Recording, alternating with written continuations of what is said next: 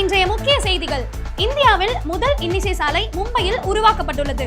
இந்த சாலையில் 80 கிலோமீட்டர் வேகத்தில் வாகனங்கள் செல்லும் பொழுது ஜெய் ஹூ என்ற பாடல் ஒலிக்கிறது.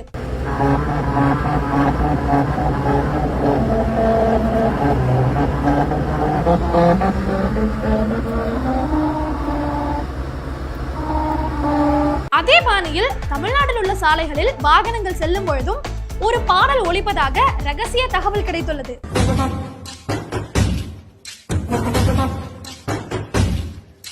ஸ்டாலினுக்கு போடு ஓட்டு, நமக்கு நாமே வக்கியூ வெட்டு. இப்போ இந்த கத்தி, நாளைக்கு உதயநிதி. தமிழ்நாட்டையே குடும்ப சொத்தாக்கிடுவான், இதை விடக்கூடாது மச்சான்.